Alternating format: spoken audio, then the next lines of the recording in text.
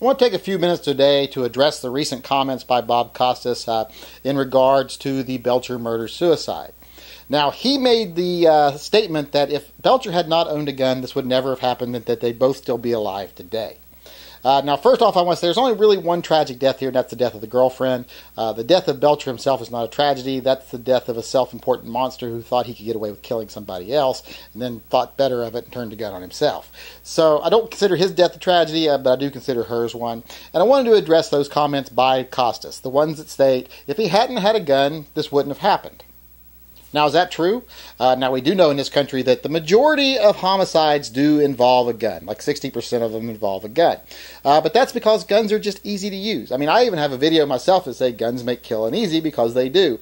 If I'm going to go out in the woods and kill a water buffalo, I'm going to want to take a firearm. I'm not going to want to take a pointy stick, because it's going to be a lot easier to do it with a firearm. So once someone decides they're going to kill someone, yeah, if a gun's available, they will often choose to use it because, like I say, it is the easiest tool to use, and it guarantees you the most chance of success without being harmed yourself.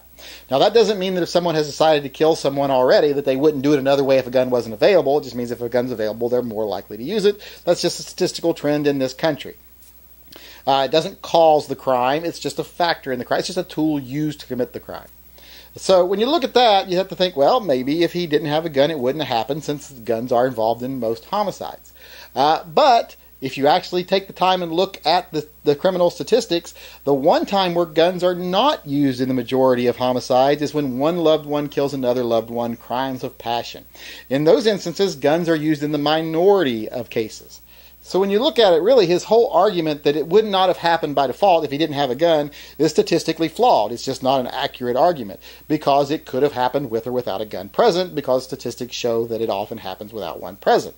But let's just say for a moment that he's correct, that this would not have happened if Belcher had not owned a gun, that they'd both still be alive today.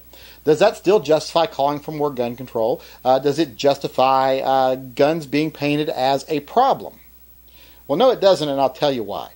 Because in this country every year, there are about 10,000 people killed with a firearm. There's about 16,000 homicides, about 60% of them are firearms. It's about 10,000 people per year are killed with a firearm. That comes out to roughly, and I'm going to round up the math here to make it easy for numbers, that comes to about 3 people per every 100,000 people are killed with a firearm every year. That makes your chances every year of being killed with a firearm 0.003%. Not a very big percentage. That's a point and 2 zeros before you even get to the 3, which is a pretty low number in itself. So your chances of being killed by a firearm every year are very low. It's 0.003%. So now let's look at a totally different number, the number of people that successfully defend themselves with a firearm every year. Now that number is a lot higher. In some cases, people estimate it as much as 2.5 million. I think that's a little bit of intellectual dishonesty on one side of the argument. But according to the FBI, it's about 990,000 people a year successfully defend themselves with a firearm. These are cases where people felt justified in using a firearm to defend their lives, where their lives were in danger if they didn't use the firearm, and where the use of the firearm actually protected them and saved their life. It comes to about 990,000 times a year. So what does that work out to? Well, that works out to about 33 people per 100,000 successfully defend their lives with a firearm every year. That's a lot more than the people who get murdered. In fact, when you put the statistics together, you have a 0.33% chance of defending yourself with a firearm every year, but only a 0.003% chance of actually being killed by a firearm every year. So that makes you 110 times more likely to use a firearm to save your life than it is that a firearm will take your life. So when you look at it that way, it's kind of hard to paint firearms in a negative light. You kind of have to look at them as a tool that can be used for evil, but is far more often used to save lives of innocent people.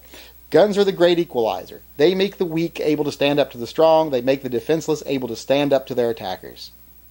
So when you look at it like that, when you say, well, heck, I'm 110 times more likely to defend myself with a firearm than I am to be killed by one by another person that I don't know, that kind of puts things into perspective.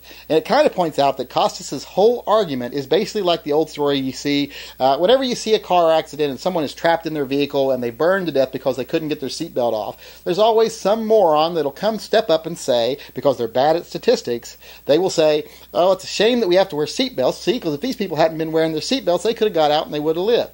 Well, they're using that instance to totally disregard the hundreds of thousands of people every year that seatbelts save. And that's basically what Bob Costas is doing here. He's stating that we could have saved these two people if a gun hadn't been present, and he's totally disregarding all the hundreds of thousands of people who save themselves with a firearm every year.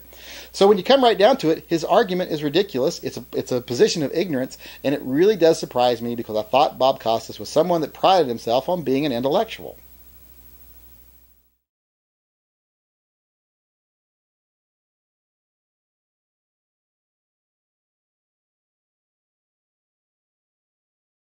Every year there is about 10,000 deaths by fire.